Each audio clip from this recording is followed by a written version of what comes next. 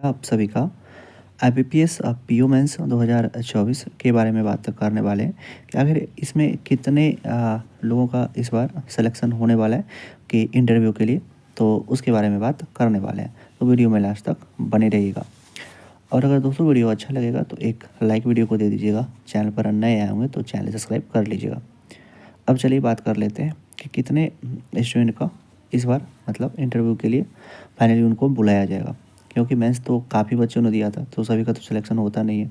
आखिरकार कितना सिलेक्शन होगा, तो और अगर ये जो सिलेक्शन का रेशियो है वो अगर 1 वैकेंसी रहता है तो उस पर कितने कैंडिडेट को बुलाया जाता है, 3 या 4, 1:3 या 1:4, मतलब एक सीट के लिए कितने कैंडिडेट को बुलाया जाता है, इसके बारे में बात करेंगे।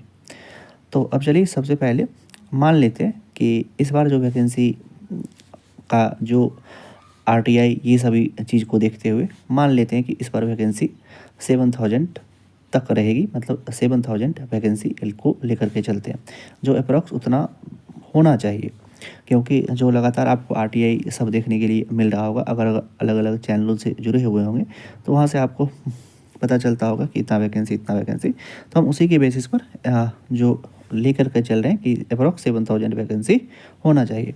तो उसके आधार पर कितने बच्चे का सिलेक्शन होगा, तो अगर 7000 वैकेंसी रही, मतलब जो ओवरऑल वैकेंसी 7000 रही, तो कम से कम 21,000 बच्चे को बुलाया ही जाएगा, मतलब 21,000 बच्चे को इंटरव्यू देने के लिए बुलाया जाएगा।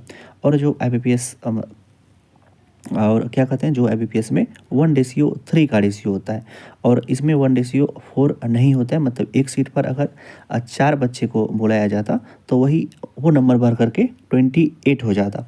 लेकिन आईबीपीएस का जो देखते हैं कि इसमें जो रेशियो रहता है, मतलब एक सीट के लिए 3 बच्चे को बुलाया जाता है। तो इसीलिए हमने प्रीवियस वीडियो में भी बताया था कि हमें जो लग रहा है वो 20 से लेकर के 21 तक, मतलब इतना तो मिनिमम बच्चे को बुलाया जाएगा ही जाएगा।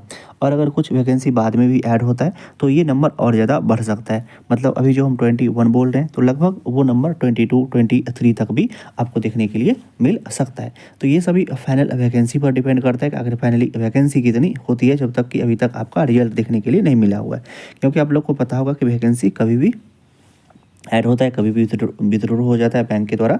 तो ये सभी चीज़ के बारे में अभी बात नहीं करते हैं। अभी सिर्फ ये बताएं कि जितना फाइनल वैकेंसी होगा उसके 3 टाइम्स, मिनिमम 3 टाइम्स बच्चे को तो बुलाया जाएगा ही जाएगा। और कुछ अगर बाद में वैकेंसी कुछ ऐड भी हो जाता है, कुछ बच्चे को और ज़्यादा सेलेक्ट कर लिया जाता है। तो इसी के बेसिस पर सभी कुछ वहाँ पर देखने के लिए मिलता है। अब चलिए दोस्तों, अगर कुछ भी आप लोग को कन्फ्यूजन रहता है तो आप हमको कमेंट में पूछ सकते हैं, हम आपको कमेंट में रिप्लाई कर देते हैं। चलिए मिलते हैं इसी तरह के किसी एक दूसरे वीडियो में, तब तक आप अपना ध्यान रखिए। Love you, bye bye.